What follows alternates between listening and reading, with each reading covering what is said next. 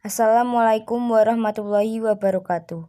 Saya Citra Putri Setiani Kandi, nomor absen 10 dari kelas 10 IPS 1.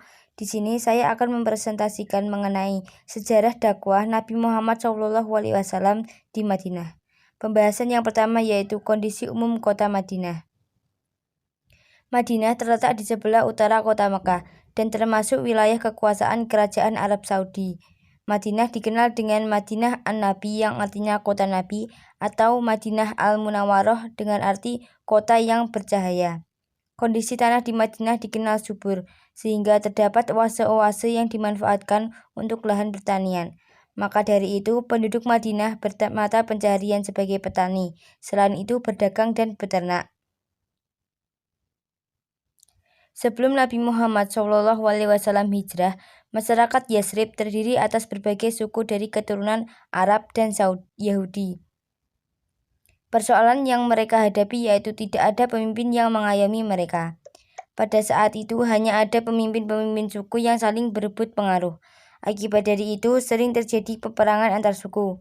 Akan tetapi, masyarakat Yasrib masih memiliki kebiasaan tolong-menolong antar sesama, bahkan kepada para pendatang.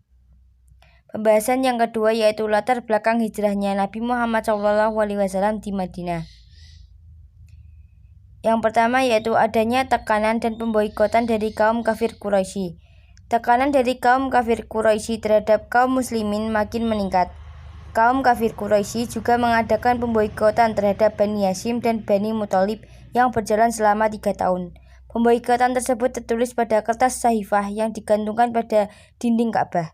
Kertas tersebut akan dicabut apabila Nabi Muhammad SAW menghentikan dakwahnya. Namun hal tersebut tidak menyurutkan semangat dakwah Nabi Muhammad SAW. Kemudian janji penduduk Madinah untuk melindungi Nabi Muhammad SAW. Kondisi Nabi Muhammad SAW dan kaum muslimin di Mekah terdengar oleh umat Islam di Madinah. Kemudian penduduk Madinah menemui Nabi Muhammad SAW dan berjanji akan memeluk agama Islam dan mematuhi ajaran Islam. Peristiwa tersebut dikenal dengan Baiat Aqobah I. Selanjutnya, peristiwa Baiat Aqobah II terjadi dengan datangnya 73 penduduk Madinah ke Makkah.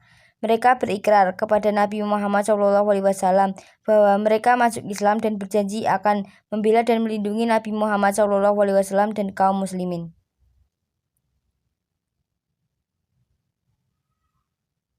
Kemudian sebagai wujud ketaatan Nabi Muhammad SAW terhadap perintah Allah SWT. Pada saat siksaan kaum kafir Quraisy makin merajalela, Nabi Muhammad SAW mendapat perintah dari Allah SWT untuk berhijrah. Perintah tersebut terdapat pada firman Allah SWT Quran Surat An-Nisa Surat 4 ayat 100. Ayat tersebut berupa perintah dari Allah SWT untuk berhijrah dan memisahkan diri dari kaum kafir Quraisy. Kemanapun kaum muslimin pergi, mereka pasti menemukan tempat berlindung. Pembahasan yang ketiga yaitu kronologi peristiwa hijrah Nabi Muhammad SAW ke Madinah. Yang pertama yaitu Ali menggantikan Nabi Muhammad SAW di tempat tidurnya. Selanjutnya Nabi Muhammad SAW menetap di Gua Zur. Kemudian bertemu dengan tokoh bernama Suroko. Kemudian Nabi Muhammad SAW membangun Masjid Quba. Yang terakhir Nabi Muhammad SAW tiba di Madinah. Ali menggantikan Nabi Muhammad SAW di tempat tidurnya. Kaum kafir Quraisy berencana untuk membunuh Nabi Muhammad SAW agar tidak hijrah ke Madinah. Kemudian Nabi Muhammad SAW meminta Ali bin Abi Thalib untuk memakai mantelnya dan berbaring di tempat tidurnya. Ketika algojo kaum kafir Quraisy melihat ke tempat tidur Nabi Muhammad SAW dan melihat seseorang berbaring di tempat tidur, sehingga mereka mengira Nabi Muhammad SAW masih tidur. Dan ternyata setelah dilihat bahwa yang tidur Ali bin Abi Thalib, mereka menyeretnya ke Masjid Haram dan menyiksanya lalu melepaskannya. Selanjutnya Nabi Muhammad SAW menetap di Gua Zur. Nabi Muhammad dan Abu Bakar menetap di Gua Zur pada hari Jumat, Sabtu, dan Ahad. Selama itu mereka merencanakan hijrahnya secara matang. Abdullah bin Abu Bakar setiap malam rutin mendatangi Gua Zur untuk memberi informasi-informasi tentang rencana kaum kafir Quraisy. Kemudian mereka memulai perjalanan menuju Madinah dipandu oleh Abdullah bin Ariqat, seorang kafir yang dipercaya. Kemudian bertemu dengan tokoh bernama Suraqah. Kafir Quraisy mengadakan sayembara dengan hadiah 100 ekor unta bagi yang dapat menyerahkan Nabi Muhammad SAW. Seorang dari Quraisy bernama Suraqah bin Malik bin Jushum juga ingin mendapatkan hadiah tersebut, tapi hanya untuk seorang diri. Ia mendengar kabar ada rombongan 3 orang dalam perjalanan yang diyakini Nabi Muhammad SAW. Kemudian Suraqah mencoba berbagai hal untuk menyerang Nabi Muhammad SAW, tetapi selalu gagal, dan akhirnya ia sadar bahwa orang yang dikejarnya bukanlah orang sembarangan. Akhirnya Suraqah meminta maaf kepada Nabi Muhammad SAW dan dimaafkan, serta Nabi Muhammad SAW meminta untuk dirahasiakan pertemuan tersebut. Kemudian Nabi Muhammad SAW membangun Masjid Quba. Setelah 7 hari perjalanan, Nabi Muhammad SAW dan Abu Bakar sampai di Quba. Beliau tinggal di Quba selama 4 hari. Di sana beliau juga membangun masjid yang menjadi masjid pertama dalam sejarah Islam. Pada Nabi Muhammad SAW berangkat dari Quba menuju Madinah. Kemudian sampailah beliau di perkampungan Bani Salim bin Auf. Dan waktu sholat Jumat tiba. Dan dilaksanakan sholat Jumat serta khutbah sebagai sejarah pertama dalam Islam.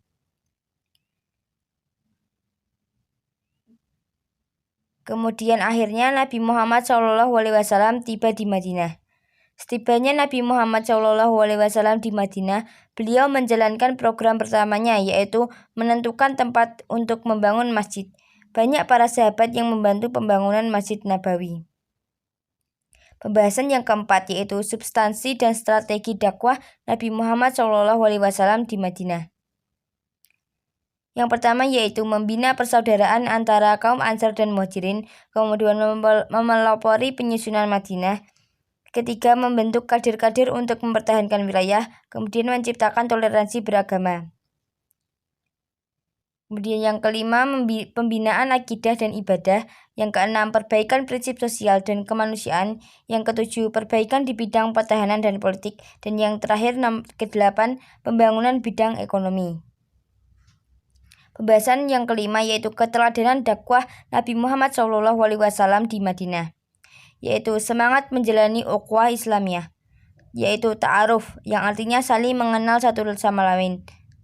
Kemudian tafahum yang artinya saling memahami satu sama lain. Ta'awun menjalin kerja sama dalam kebaikan. Dan takaful yang artinya saling menanggung beban yang dipikul sesama muslim. Yang kedua, menjaga kerukunan umat. Dalam hadis disampaikan seorang muslim hendaknya berhati-hati dalam berkata dan bertingkah laku agar kerukunan umat tetap terjaga. Kemudian kerja keras dan tawakal. Hendaknya kerja keras dan tawakal kepada Allah SWT diterapkan dalam kehidupan sehari-hari, seperti halnya sebagai pelajar muslim dengan semangat membangun kerja keras dan pantang menyerah mencari ridha Allah SWT. Yang keempat, bersikap toleran kepada sesama.